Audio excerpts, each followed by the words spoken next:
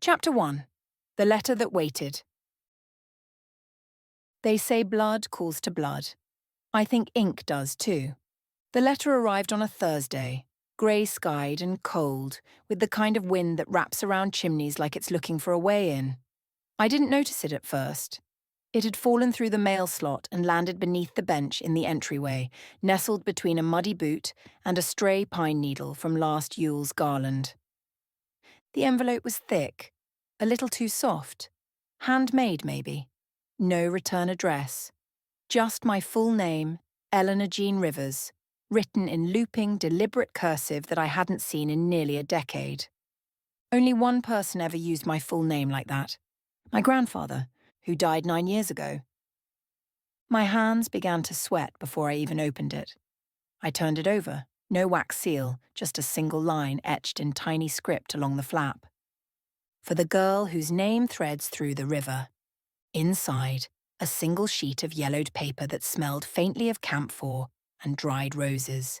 His handwriting, sharp and certain, spread across the page like vines reclaiming a wall. Ellie, if you're reading this, it means things are moving faster than I expected. Go to the U locket at 48 Brighton Road, unit number 204. The key is taped under the old chessboard in the attic. You have until your 30th birthday. Trust no one with blue eyes. I'm sorry I couldn't tell you everything. You wouldn't have believed me, but you'll understand soon. Love always, Grandpa J. I reread the letter 12 times, ran my fingers over the loops and thorns of his script, tried to convince myself it was some kind of joke, some long-lost letter that had gone astray and somehow landed in my new place.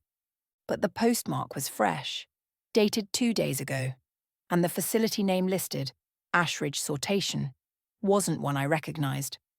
Worse still, the handwriting was undeniably his. He always made his capital J like a shepherd's crook, and he always left too much space between the lines, like he was writing between worlds. I told myself it was a prank, that someone must have known his writing, must have copied it, and then I checked the attic. The chessboard was there, dusty, half covered in moth wings. When I flipped it over, something brittle crackled underneath. A single key taped to the wood with yellowed Scotch tape that flaked under my fingers. The number etched on it matched the letter 204. I Googled the address. The storage facility existed. I sat on the attic floor for an hour, maybe more. The wind rattled the eaves like bones in a tin can. I decided I'd go. Tomorrow. Just to prove to myself that this was a fluke. But just in case it wasn't, I'm writing this down. Because if something goes wrong, if the key opens something I can't close, I need someone to know that it started with a letter that should have never been able to arrive.